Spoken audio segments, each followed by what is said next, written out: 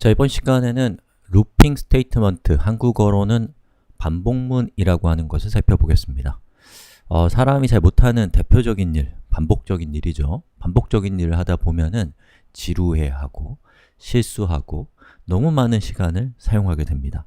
바로 이것을 기가 막히게 잘하는 기계가 컴퓨터인 것이죠. 자, 지금부터 컴퓨터에게 사람이 잘 못하는 일을 한번 밀어봅시다. 자, 우선 우리 반복문의 형식부터 좀 살펴봐요. 자, 루프 앱이라고 하는 클래스를 생성하겠습니다. 자, 클래스를 생성한 후에 저는 1, 2, 3, 4가 콘솔에 출력되는 간단한 프로그램을 만들었고요. 제가 지금 하려고 하는 것은 중간에 있는 2와 3이 한 3번 정도 반복해서 출력되게 하는 걸 해볼 겁니다. 이거 자체는 실용성이 없지만 반복문의 기본적인 형식을 좀 살펴보려고 하는 거예요. 자, 그럼 어떻게 하면 될까요? while이라고 하는 것이 있어요. 그리고 중괄호 열고 그리고 반복시키고 싶은 코드를 이 중괄호 안에 담습니다. 자, 이거 뭐랑 비슷하지 않나요? 조건문과 똑같이 생겼죠. if가 여기 있을 뿐이죠, 조건문은. 그럼 여기 뭐가 들어갈 것 같아요? 저기에 이제 불리언 데이터 타입이 들어갑니다. 자, 아직 실행하지 마시고, 자, 이렇게 제가 불리언 데이터 타입을 여기다가 이렇게 넣게 되면은 자바는 이렇게 동작해요. 얘를 자, 제일 먼저 요걸 실행해요. 그리고 여기 있는 true를 봅니다. 근데 true죠? 그러면 중괄호에 있는 코드가 순차적으로 실행돼요. 실행이 끝나면 다시 이 값을 확인해 봐요. 근데 true가 박혀 있죠? 그러면 다시 여기가 실행되고 여기가 실행되고 다시 true를 보고 반복적으로 실행이 되는 겁니다. 자, 그래서 여기 있는 코드를 이렇게 보면은 unreachable 코드라고 되어 있죠.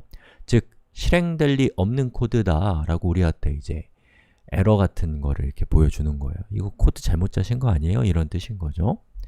자, 그래서 이렇게 하면 이제 이걸 무한반복이라고 하고, 무한반복은 의도하지 않은 거라면 굉장히 심각한 오류입니다.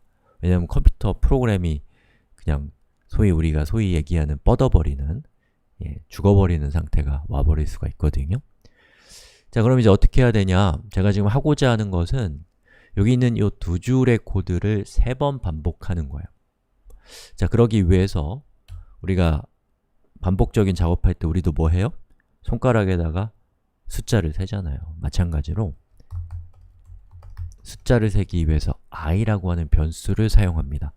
자, 여기서 i는 여러분이 어떤 변수 이름을 써도 되는데 일반적으로 i라는 변수는 반복문을 위해서 반복문에서 카운팅하기 위해서 사용하는 변수입니다.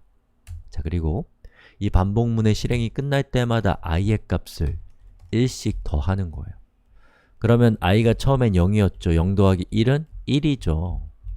그러면 다시 요 true를 보고 여기에 실행이 되는데 그 다음에 i는 1인 상태에서 1을 더하니까 2가 되는 거예요.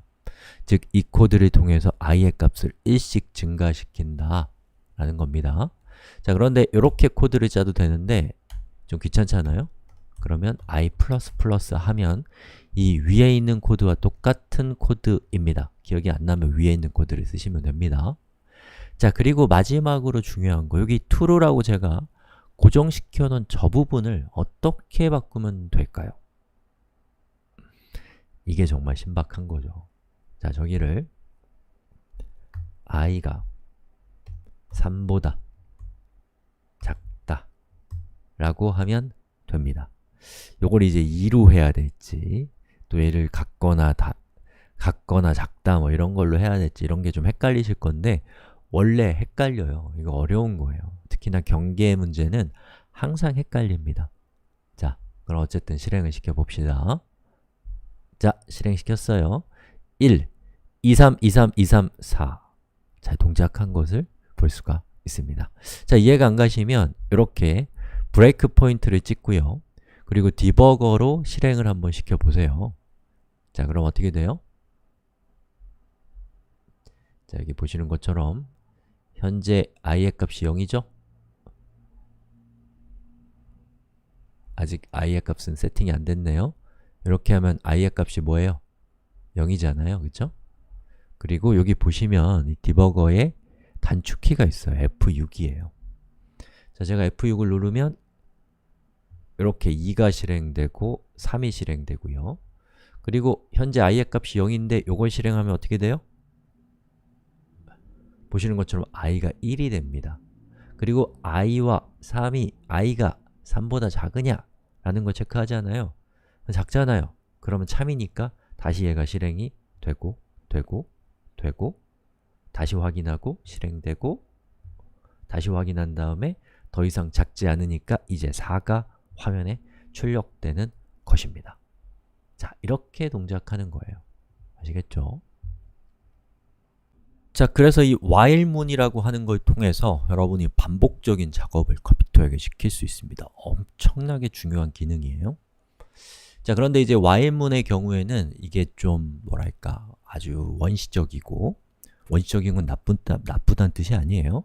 굉장히 자유도가 높지만 뭔가 우리가 몇 번 반복해라 이런 용도에 맞게 사용할 때 더 좋은 코드들이 있거든요. 대표적인 게 포문입니다. 여러분이 몇 번 반복해 라고 시킬 때는 포문을 쓰시는 게 훨씬 좋습니다. 자, 포문은 여기 괄호 안에 불리언이 들어가는 것이 아니라 첫 번째는 초기 값을 세팅하는 코드가 들어와요. 그리고 세미콜론. 그리고 두 번째 자리에는 이렇게 반복을 더 해야 되냐 말아야 되냐를 체크하기 위한 불리언 값이 들어갑니다. 그리고 세 번째 자리에는 반복이 진행될 때마다 실행되어야 되는 코드가 이렇게 들어와요. 자, 그리고서 이거를 그대로 제가 이렇게 하게 되면은 자, 여기 sout에서 while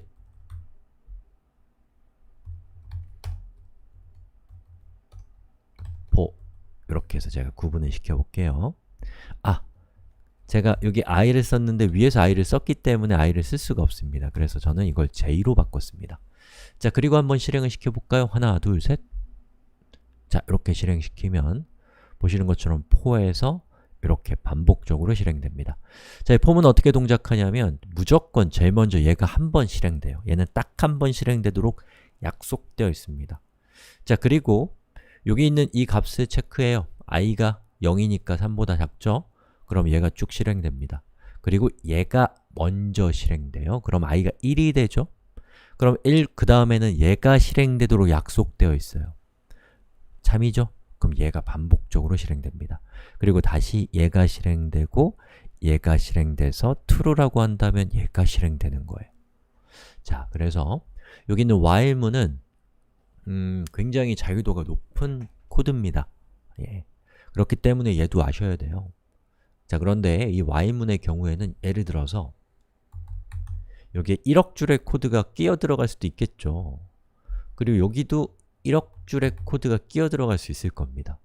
그럼 여기 있는 요 i는 0이라고 하는 값, i가 1씩 증가한다는 이 값 사이에 어떤 코드로 인해서 i의 값이 변형될 가능성이 있겠죠. 누군가가 i의 값을 다른 의도로 사용을 했다면 그러면 우리의 소프트웨어가 망가지는 거예요.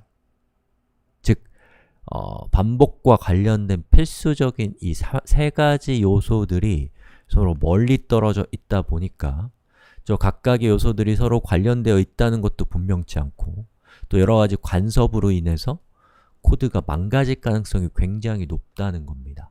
자, 그런데 포문을 쓰게 되면 이 필수적인 요소들이 하나로 패키징 되어 있기 때문에 하나로 응집되어 있기 때문에 문제가 생길 가능성도 훨씬 적고 또 저 코드의 어떤 의도를 파악하는 것도 훨씬 더 좋기 때문에 여러분이 몇 번 반복해 라고 시킬 때는 while문보다는 for문을 사용하십시오.